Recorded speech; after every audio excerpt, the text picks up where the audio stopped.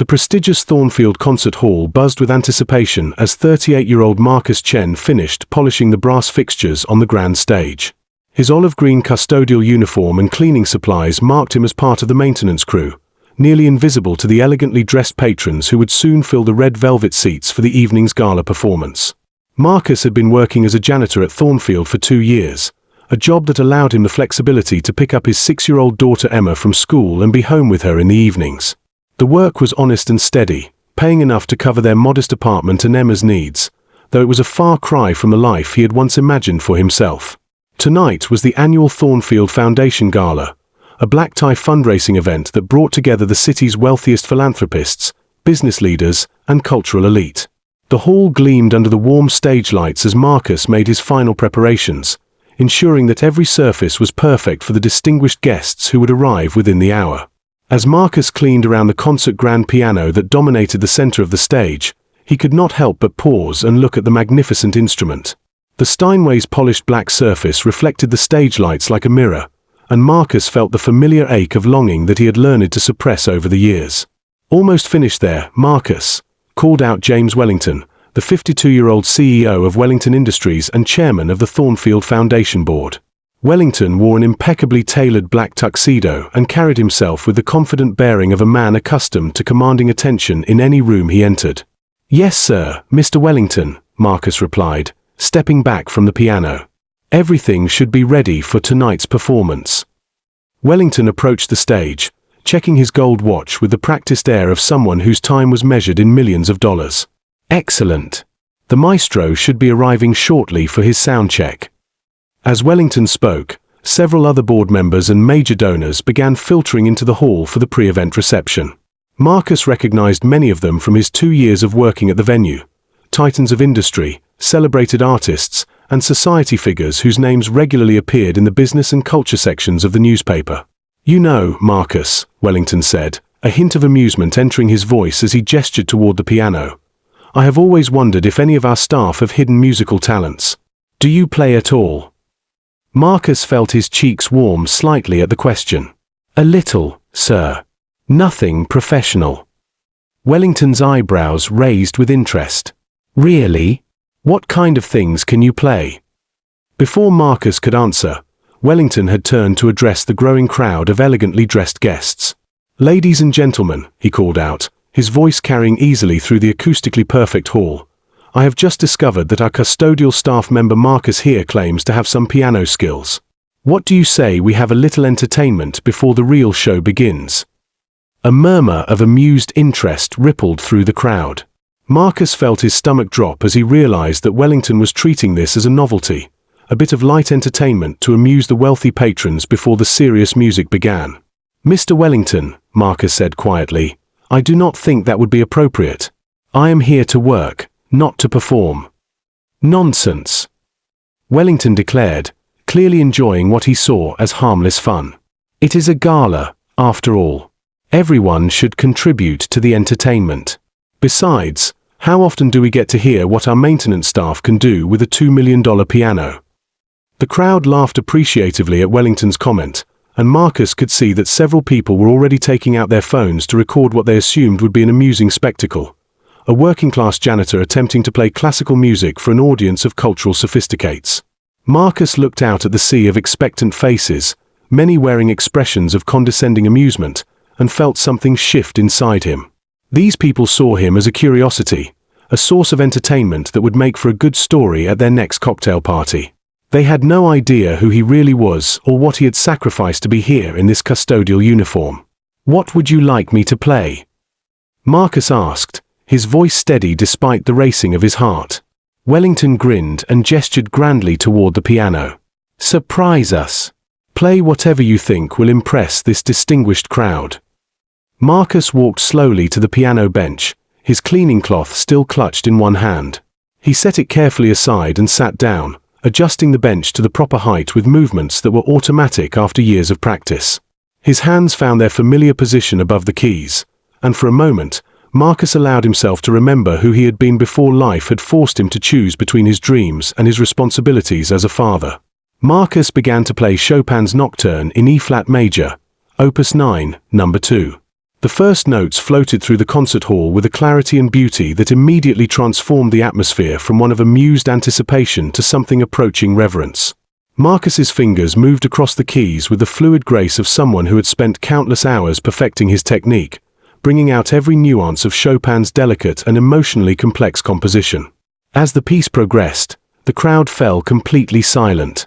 The expressions of condescending amusement faded from their faces, replaced by genuine surprise and growing admiration. This was not a janitor stumbling through a simple tune. This was a trained musician performing one of the most beloved pieces in the classical repertoire with professional skill and deep emotional understanding. Marcus lost himself in the music, feeling the familiar joy of artistic expression that he had denied himself for so long. This was who he truly was beneath the custodial uniform, a classically trained pianist who had given up his performing career to provide stability for his daughter after his wife died in a car accident 4 years earlier. Wellington stood transfixed, watching Marcus's hands dance across the keyboard with a skill that made it clear this was not some hidden hobby, but serious musical training.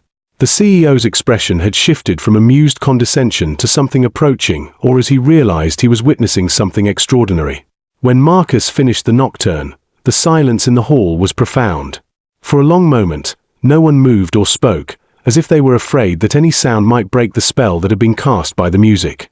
Then Wellington began to applaud, slowly at first, then with increasing enthusiasm. The rest of the crowd followed, their applause building to a standing ovation that echoed through the concert hall with genuine appreciation rather than polite obligation. Marcus stood from the piano bench, his face flushed with the emotion of having shared his gift publicly for the first time in years.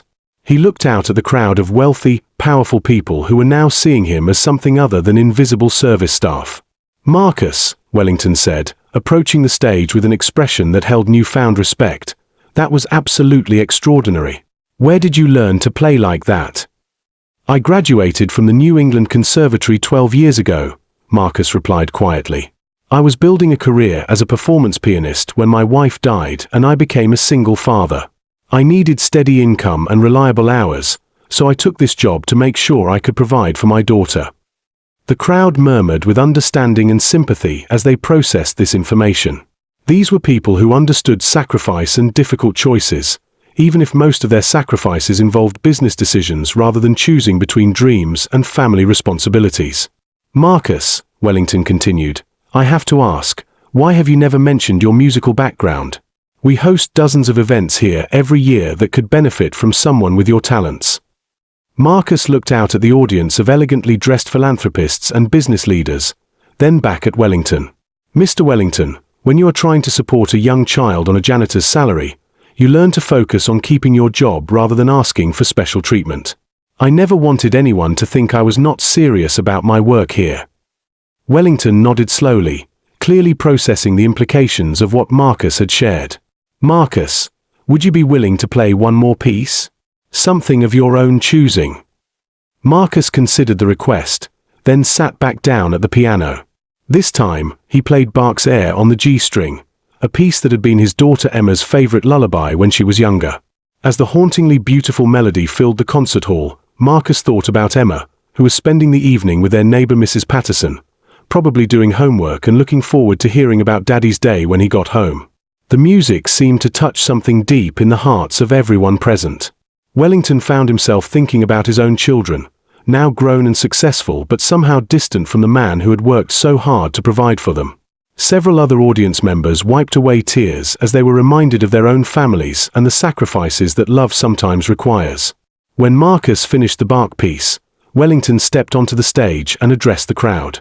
"Ladies and gentlemen, I think we have just witnessed something remarkable. We came here tonight to support the arts and celebrate musical excellence, and we have discovered that one of the most talented musicians in our city has been working among us, unrecognized, for 2 years."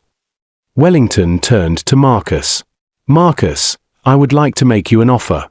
The Thornfield Foundation is prepared to establish a full scholarship fund that will allow you to return to performing while maintaining financial security for you and your daughter. We want to support artists like you, not force them to choose between their gifts and their families." Marcus felt tears spring to his eyes as he realized what Wellington was offering, the chance to return to the career he loved without sacrificing his ability to care for Emma. "Mr. Wellington, that is incredibly generous, But I need to ask, what about my daughter? She is my first priority, and any arrangement would need to allow me to be the father she needs. Marcus, any parent who would sacrifice their dreams for their child's well-being is exactly the kind of person we want to support. We will work out a schedule that puts your daughter first while allowing your talent to flourish. 6 months later, Marcus was performing regularly with the city's symphony orchestra and giving solo recitals at Thornfield Hall. Emma attended many of his performances, sitting in the front row with a proud smile as she watched her daddy share his gift with the world. The custodial uniform had been replaced by concert attire, but Marcus never forgot the lesson he had learned that night, that true worth is not determined by job titles or social status, but by the love we show for our families and the courage we find to share our authentic selves with the world. Wellington kept a photograph in his office from that first evening, showing Marcus at the piano in his olive green uniform, a reminder that the most extraordinary people are often hidden in plain sight, waiting for someone to see past the surface to recognize the gifts that lie beneath. And Emma, now 7 years old, tells everyone who will listen that her daddy is the best piano player in the whole world, not because he performs in fancy concert halls, but because he gave up everything to take care of her, and then found a way to follow his dreams without ever letting her down.